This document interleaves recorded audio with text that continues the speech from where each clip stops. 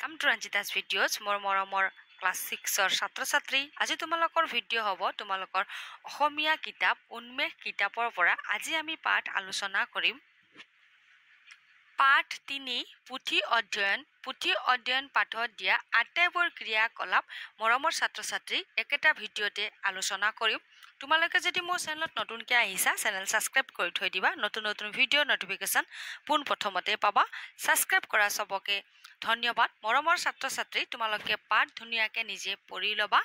ক্ৰিয়াকলাপত দিয়া পাঠ ভিত্তিক প্ৰশ্নৰ উত্তৰ আলোচনা কৰিম তোমালোকে লেখকৰ পৰিচয় সত্যনাথ বৰা দেৱৰ পৰিচয় মুখস্থ কৰি থৈ দিবা পৰীক্ষাত অতিৰিক্ত প্ৰশ্নত আহিব পাৰে ক্ৰিয়াকলাপত 1 নঙত দিয়া হৈছে তলত দিয়া প্ৰশ্নসমূহৰ শুদ্ধ উত্তৰটো বাছি উলিয়াই সঠিক বৃত্তটো পূৰ কৰা বিদ্যা উপাৰ্জনৰ ঘাই উপায় কি ইয়াত দিয়া হৈছে 4টা উত্তৰ সৎ স্বভাৱ খ পুথি অধ্যয়ন গ চঞ্চল মন ঘ সৎ সংগ উত্তৰত তোমালোকে চিন দিবা পুথি অধ্যয়ন ঠিক আছে সৎ চোৱা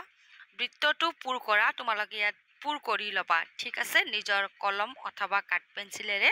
তোমালোকে পূৰ কৰি লবা মই অকল দাগ দি থৈছো ইয়াত দিয়া হৈছে সংসাৰত উদ্গতি কৰিবলৈ কি লাগে ক দিয়া হৈছে ভূতা বুদ্ধি খ চেলেং পেটেং স্বভাৱ গ চঞ্চল মন ঘ মনৰ একাগ্ৰতা তোমালোকে ঘত শুদ্ধ চিন দিবা মনৰ একাগ্ৰতা আৰু ইয়াত তোমালোকে বৃত্তটো ঘত পূৰ কৰিবা ঠিক আছে ইয়াত তোমালোকে ঘত বৃত্তটো পূৰ কৰিবা এতিয়া আমি আলোচনা কৰিম 2 নঙত দিয়া হৈছে তলত দিয়া শব্দ জালখনত কিছুমান শব্দ দিয়া হৈছে সেই শব্দবোৰৰ অৰ্থ তলত দিয়া আছে অৰ্থ অনুযায়ী সেই শব্দবোৰ চিনাক্ত কৰি গোল চিন দিয়া আৰু খালী বাকচত লিখা প্ৰয়োজন হলে অভিধান নাইবা শিক্ষকৰ সহায় লবা মই তোমালোকক উত্তৰ বুজাই দিম ঠিক আছে ইয়াত চোৱা ভোগ ইয়াত আমাক গোল চিন দিয়া হৈছে আৰু ইয়াত আমাক 1 নঙত দিয়া হৈছে আৰু 1 নঙত দিয়া হৈছে সুখ বা দুখ পোৱা কাৰ্য ভোগ ঠিক আছে ইয়াত চোৱা ইয়াৰ পৰা লিখা হৈছে এতিয়া আমি বাকিবোৰ আলোচনা কৰিম 2 নঙত দিয়া হৈছে উন্নত অৱস্থা মানে উদ্গতি ঠিক আছে ইয়াত তোমালোকে চাই লবা ইয়াত মই দাগ দি থৈছো আৰু 3 নঙত দিয়া হৈছে যত্ন মানে পুৰুষাৰ্থ ঠিক আছে ইয়াত পুৰুষাৰ্থ বুজি পাইছা মই গোল চিন দিয়ে থৈছো 4 নং খাসি ৰখা কাৰ্য সঞ্চয় ইয়াত চাই লবা ইয়াত আছে দেখিছা 5 নং বিদ্যুৎ বিজুলী ইয়াত চোৱা 6 নং এবিধ বহুমূলীয়া মণি বা বাখৰ মানিক ইয়াত চোৱা গোল চিন দিয়ে থৈছো মানিক 7 নং কোনো বিষয়ত আগ্ৰহেৰে লগা একাগ্ৰতা ঠিক আছে একাগ্ৰতা তোমালোকে ইয়াত চোৱা মই দাগ দিয়ে থৈছো 8 নং আন কোনোফালে মন নিদিয়াকৈ একান্তভাৱে লাগি থকা একানপতীয়া ঠিক আছে ইয়াত চোৱা একানপতীয়া ইয়াক ঘেৰ দিয়া হৈছে 9 নং ক্ৰমান্বয় মানে অনুক্ৰম তোমালোকে ইয়াত চোৱা অনুক্ৰম 10 নঙত দিয়া আছে প্ৰক্ৰিয়া বিধি মানে প্ৰণালী ইয়াত চোৱা প্ৰণালী ইয়াত ধুনীয়াকৈ তোমালোকে দাগ দিবা দাগ দিলে কাঠ পেন্সিল ব্যৱহাৰ কৰিবা আৰু ইয়াত লিখাখিনি চাই লোৱা যদি তোমালোকে বুজি পোৱা নাই মই এবাৰ দেখাম মই লিখিয়ে ৰাখিছো 2 নঙৰ 1 নং উত্তৰ সুখ বা দুখ পোৱা কাৰ্য ভোগ 2 নং উন্নত অৱস্থা উদ্গতি 3 নং যত্ন পুৰুষাৰ্থ 4 নং খাসি ৰখা কাৰ্য সঞ্চয় 5 নং বিদ্যুৎ বিজুলী 6 নং এবিধ বহুমূলীয়া মণি বা বাখৰ মানিক 7 নং কোনো বিষয়ত আগ্ৰহেৰে লগা একাগ্ৰতা 8 নং আন কোনোফালে মন নিদিয়াকৈ একান্তভাৱে লাগি থকা একানপতীয়া 9 নং ক্ৰমান্বয় অনুক্ৰম 10 নং প্ৰক্ৰিয়া বিধি প্ৰণালী ঠিক আছে ইয়াত চাই লবা আৰু তোমালোকেও লিখি লবা এতিয়া আমি আলোচনা কৰিম 3 নঙত চোৱা তলত দিয়া প্ৰশ্নবোৰৰ উত্তৰ কোৱা আৰু লিখা ক দূৰৈৰ মানিক কেনেকৈ হাততে পাব পাৰি প্ৰশ্নবোৰৰ উত্তৰ মই লিখিয়ে থৈছো আমি লিখাখিনি চাই লম ঠিক আছে 3 নং কৰ প্ৰশ্ন দিয়া হৈছে দূৰৈৰ মানিক কেনেকৈ হাততে পাব পাৰি উত্তৰ পঢ়নৰ পৰা দূৰৈৰ মানিক হাততে পাব পাৰি 6 নং প্ৰশ্ন পুথি এখনৰ আচল ভাৱ কেনেদৰে উদ্ধাৰ কৰিব পাৰি উত্তৰ পুথি এখনৰ আচল ভাৱ মন পুতি পঢ়ি উদ্ধাৰ কৰিব পাৰি গ নং প্ৰশ্ন পুথিৰ বিদ্যাক কিহৰ লগত তুলনা কৰিছে উত্তৰ পুথিৰ বিদ্যাক থুপাই থোৱা ধনৰ লগত তুলনা কৰিছে ঘ নং পৰলোকগামী পণ্ডিতসকলৰ বিদ্যা বুদ্ধি কেনেদৰে লাভ কৰিব পাৰি উত্তৰ পৰলোকগামী পণ্ডিতসকলৰ বিদ্যা বুদ্ধি আমি কেৱল পুথিখন পঢ়িয়ে লাভ কৰিব পাৰি অথবা লাভ কৰিব পাৰিম ঠিক আছে এতিয়া আমি আলোচনা কৰিম 4 নঙত চোৱা আৰ্হিটোত দেখুৱাৰ দৰে তলৰ বাক্য কেইখাৰীৰ ভাৱ বহলাই লিখা আমাক ইয়াত ভাৱ বহলাই লিখিবলৈ দিয়া হৈছে আৰ্হি পৰণৰ পৰা দূৰৈৰ মানিক হাততে পোৱা যায় ইয়াত দিয়া হৈছে আমাক মানিক হৈছে সোণ ৰূপ হীৰাৰ দৰে এবিধ বহুমূলীয়া বস্তু ইয়াক আমি সততে লাভ কৰিব নোৱাৰো পাঠটিত মানিক বুলি দেশ বিদেশৰ পণ্ডিতসকলৰ মূল্যৱান লেখাসমূহক কোৱা হৈছে আন আন দেশৰ পণ্ডিতসকলৰ জ্ঞান গৰিমাৰ কথাবোৰ আমি তেওঁলোকৰ পুথিবোৰৰ পৰাই জানিব পাৰো পুথি পঢ়াৰ অভ্যাস গঢ়ি তুলিলে দূৰলৈ যোৱাৰ প্ৰয়োজন নাথাকে আনহাতে খৰচ আৰু পৰিশ্ৰমো নহয়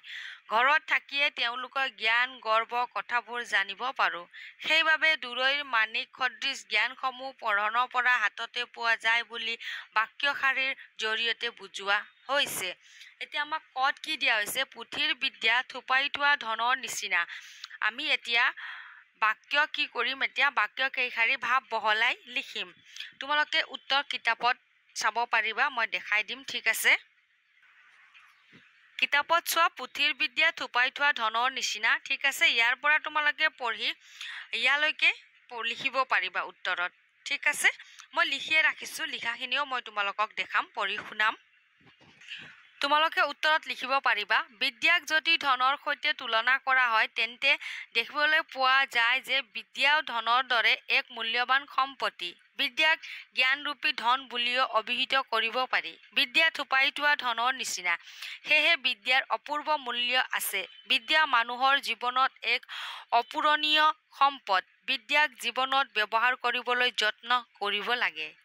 এইখিনি লিখিলেও হ'ব তোমালোকক মই কিতাপতো দেখাই দিছো তোমালোকে ভালকে পঢ়ি লবা এতিয়া খ প্ৰশ্নত কি দিয়া হৈছে আলোচনা কৰিম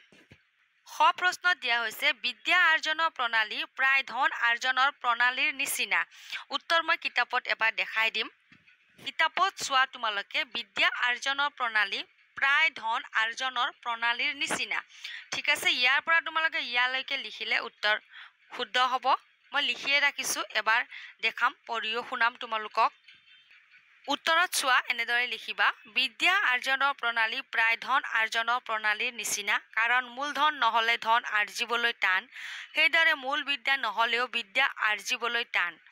যাৰ মূলধন সৰহ সি সৰহকৈ ধন আৰ্জিব পাৰে সেইদৰে যাৰ মূল বিদ্যা সৰহ সি সৰহকৈ বিদ্যা আৰ্জিব পাৰে ইমানখিনি লিখিলেও হৈ যাব মই কিতাপতো দেখাইয়ে দিলো তোমালোকক ইয়াত চোৱা কিতাপত আছে তোমালোকে ইয়াৰ পৰা চাই লিখিব পাৰিবা এতিয়া আমি আলোচনা কৰিম গদ দিয়া হৈছে সৎ সংগৰ পৰা মানুহৰ সৎ স্বভাৱ জন্মে উত্তৰ কিতাপত দিয়াই হৈছে ভালকৈ মই দেখাই দিম কিতাপত চোৱা সৎ সংগৰ পৰা যে মানুহৰ সৎ স্বভাৱ উপজে ঠিক আছে ইয়াৰ পৰা তোমালোকে ইয়ালৈকে লিখিলে উত্তৰ হৈ যাব মই লিখিয়ে ৰাখিছো মই তোমালোকক দেখাম লগতে মাতিও শুনাম উত্তৰ এনেদৰে লিখিবা মানুহে যিসকলৰ লগত সদায় উঠা বহা কৰে তেনে মানুহৰ স্বভাৱ চৰিত্ৰ তেওঁৰ ওপৰত প্ৰভাৱ পেলায় ভাল সংগত থাকিলে মানুহ ভাল হয় বেয়া সংগত থাকিলে বেয়া হয় সেইদৰে ভাল পুথি পঢ়িলে ভাল চিন্তা চৰিত্ৰৰ বিকাশ ঘটে যি এক প্ৰকাৰ সৎসংগত হোৱা সদৃশ ঠিক আছে ইয়াৰ পৰা তোমালোকে কিতাপৰ পৰাও লিখিব পাৰিবা ইয়াৰ পৰা ঠিক আছে ইয়াত মই অলপ লিখি দিছো তোমালোকে কিতাপৰ পৰাও লিখিব পাৰিবা ইয়াৰ পৰা লিখিলেও উত্তৰ হৈ যাব এতিয়া আমি আলোচনা কৰিম 5 নং প্ৰশ্নত দিয়া হৈছে ভাল পুথি পঢ়িলে ভাল সংগত থকা যেন আৰু বিয়া পুথি পঢ়িলে বিয়া সংগত থকা যেন ফল হয় পাঠটোৰ আধাৰত কথাষাৰ বহলাই লিখা উত্তৰত লিখিবা পুথি পঢ়িলে মানুহৰ মন মানসিকতা আৰু স্বভাৱৰ ওপৰত গভীৰ প্ৰভাৱ পেলায় যিয়ে পুথি লেখে তাৰ চিন্তা চেতনা স্বভাৱ চৰিত্ৰ পুথিত প্ৰকাশ পায় সেই পুথি পঢ়োতাই যেনে চিন্তা ভাৱনা পঢ়ে সেই তেওঁৰ মনত গঢ়ি উঠে যদি ভাল পুথি পঢ়ে তেন্তে সি ভাল চিন্তা চৰিত্ৰৰ অথবা স্বভাৱৰ সংগতত থাকে আৰু ভাল গুণেৰে ভৰা হয় কিন্তু যদি বিয়া পুথি পঢ়ে তেন্তে বিয়া চিন্তা আৰু চৰিত্ৰৰে অথবা স্বভাৱেৰে ভৰি পৰে ঠিক আছে তোমালোকে ইয়াৰে পৰা উত্তৰ লিখি লবা এতিয়া আমি আলোচনা কৰিম 6 নঙত চোৱা ভাষা অধ্যয়নৰ তোমালোকক প্ৰশ্ন দিয়া থাকে তোমালোকৰ পাঠত ভাষা অধ্যয়ন তোমালোকৰ অসমীয়া ব্যাকৰণৰ প্ৰশ্ন দিয়া থাকে 6 নঙত উদাহৰণৰ দৰে তলত দিয়া শব্দকেইটা ভাঙি লিখা উপকূল উপযোগ কুল এটা উদাহৰণ দিয়া হৈছে বেদখল বেদ যোগ খল সুনাম সুযোগ নাম বিখ্যাত বিযোগ খ্যাত আওবাদ আওযোগ বাদ ঠিক আছে তোমালোকেও লিখি ল'বা আৰু তোমালোকে বিদ্যালয়ত নিজৰ শিক্ষক আৰু শিক্ষয়িত্ৰীৰ লগত আলোচনা কৰি ল'বা এবাৰ 7 নম্বৰ দিয়া আছে তলত দিয়া শব্দবোৰেৰে একোটাকৈ বাক্য ৰচনা কৰা আমাক বাক্য ৰচনা কৰিবলৈ দিয়া হৈছে বাক্য ৰচনাত চোৱা থুপাই পুথিৰ বিদ্যা থুপাই থোৱা ধনৰ নিচিনা পাৰ্গত বিদ্যাৰ আলমত মানুহে নতুন বিদ্যা আৰ্জিবলৈ পাৰ্গত হয় একাগ্ৰতা সংসাৰত উদ্গতি কৰিবলৈ মানুহক মনৰ একাগ্ৰতা লাগে পুৰুষাৰ্থ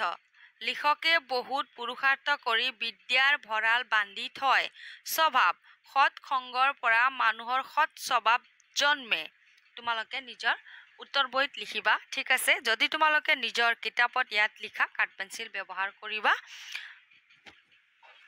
ছাত্ৰ ছাত্ৰী জ্ঞান সম্প্ৰসাৰণত দিয়া হৈছে তোমালোকে ইয়াত ধুনীয়াকৈ পঢ়ি ল'বা ঠিক আছে এতিয়া আমি আলোচনা কৰিম 8 নম্বৰ দিয়া হৈছে তুমি বিদ্যালয়ৰ পুথিভঁৰালত থকা কি কি কিতাপ পঢ়িছা তাৰ এখন তালিকা প্ৰস্তুত কৰা তোমালোকৰ বিদ্যালয়ত নিশ্চয় পুথিভঁৰাল আছে তাত তুমি কি কি কিতাপ পঢ়িছা এখন তালিকা নিজে প্ৰস্তুত কৰিবা কিয়নো তুমি কি কি কিতাপ পঢ়িছা মইতো নাজানো হয়নে ইয়াত 9 নঙত চোৱা তুমি প্ৰস্তুত কৰা গ্ৰন্থ তালিকাখনৰ পৰা তোমাৰ ভাল লগা গ্ৰন্থখনৰ বিষয় লিখা আৰু শ্ৰেণীত পঢ়ি শুনোৱা তোমালোকে গ্ৰন্থ পঢ়িছানে বাহিৰা কিতাপ পঢ়িবা ঠিক আছে গ্ৰন্থ যদি পঢ়িছা নাম লিখিবা তোমালোকে পঢ়িছা অথবা পঢ়া নাই মইতো গম নাপাওঁ ঠিক আছে লেখকৰ নাম লিখিবা গ্ৰন্থখন ভাল লগাৰ কাৰণ লিখিবা গ্ৰন্থখনৰ পৰা শিকিবলগীয়া কি কথা আছিলে লিখি ল'বা ঠিক আছে এতিয়া 10 নঙত আমি চাই লওঁ কি দিয়া হৈছে 10 নঙত দিয়া হৈছে পোষ্টাৰখন পঢ়া আৰু প্ৰশ্নকেইটাৰ উত্তৰ দিয়া ঠিক আছে আহক আহক অসম গ্ৰন্থমেলা সুৱৰ্ণ সুযোগ 15 পৰা 22 নৱেম্বৰ 2025 স্থান অসম পশু চিকিৎসা মহাবিদ্যালয় খেলপথাৰ খানাপাৰা গুৱাহাটী গ্ৰন্থমেলা খোলা থকাৰ সময় পুৱা 10 বজাৰ পৰা নিশা 9 বজালৈকে ইয়াত ৰাজ্যিক ৰাষ্ট্ৰীয় আৰু আন্তঃৰাষ্ট্ৰীয় পৰ্যায়ৰ 2 শতাধিক গ্ৰন্থ বিপণীয়ে অংশগ্ৰহণ কৰিব সকলো গ্ৰন্থতে 10% ৰেহাই গম পাইছা মই তোমালোকক পঢ়ি শুনালো বুজিতো পাইছা মই তোমালোকক পঢ়ি শুনালো নিশ্চয় বুজি পাইছা অসম গ্ৰন্থমেলা ঠিক আছে পোষ্টাৰত দিয়া হৈছে কেতিয়াৰ পৰা আৰু কত অথবা সময় ঠিক আছে আমাক গোটেই আটাইবোৰ দিয়া হৈছে আৰু ইয়াত প্ৰশ্ন দিয়া হৈছে প্ৰশ্নৰ উত্তৰ আলোচনা কৰোঁতে আমি গম পাম ঠিক আছে ক প্ৰশ্ন দিয়া হৈছে অসম গ্ৰন্থমেলাখন কেতিয়াৰ পৰা আৰম্ভ হ'ব উত্তৰত লিখিবা ক প্ৰশ্ন দিয়া হৈছে অসম গ্ৰন্থমেলাখন কেতিয়াৰ পৰা আৰম্ভ হ'ব উত্তৰত লিখিবা অসম গ্ৰন্থমেলাখন বুলি লিখি 15 নৱেম্বৰ 2025 পৰা আৰম্ভ হ'ব খ প্ৰশ্ন দিয়া হৈছে গ্ৰন্থমেলাখন ক'ত অনুষ্ঠিত হ'ব উত্তৰত লিখিবা গ্ৰন্থমেলাখন অসম পশু চিকিৎসা মহাবিদ্যালয় খেলপথাৰ খানাপাৰা গুৱাহাটীত অনুষ্ঠিত হ'ব ঠিক আছে মই মাতি শুনাইছো প্ৰশ্নৰ লগত মিলাই গ প্ৰশ্ন গ্ৰন্থমেলাখন কেই বজাৰ পৰা কেই বজালৈ খোলা থাকিব উত্তৰ গ্ৰন্থমেলাখন পুৱা 10 বজাৰ পৰা নিশা 9 বজালৈকে খোলা থাকিব ঘ প্ৰশ্ন দিয়া হৈছে গ্ৰন্থমেলাখনত কিমান শতাংশ ৰেহাই দিছে উত্তৰত লিখিবা গ্ৰন্থমেলাখনত সকলো গ্ৰন্থতে 10% ৰেহাই দিছে উংগ প্ৰশ্ন গ্ৰন্থমেলাখনত কিমানখন বিপণীয়ে অংশগ্ৰহণ কৰিব উত্তৰত লিখিবা গ্ৰন্থমেলাখনত 2 শতাধিক গ্ৰন্থ বিপণীয়ে অংশগ্ৰহণ কৰিব আমি পঢ়তেও গম পাইছো পঢ়ি আহিছো হয়নে মই তোমালোকক পঢ়ি শুনাইছিলো প্ৰশ্নৰ উত্তৰ তোমালোকে ইয়াৰে পৰা লিখিব পাৰিবা আশা ৰাখিছো মৰমৰ ছাত্ৰ ছাত্ৰী আজিৰ ভিডিঅ' বুজি পাইছা বুলি নতুনকৈ আহিছা যদি চেনেল সাবস্ক্ৰাইব কৰি থৈ দিবা নতুন নতুন ভিডিঅ'ৰ নটিফিকেশ্যন পাবা আজিৰ কাৰণে ধন্যবাদ আকৌ লগ পাম আমি নতুন ভিডিঅ'ত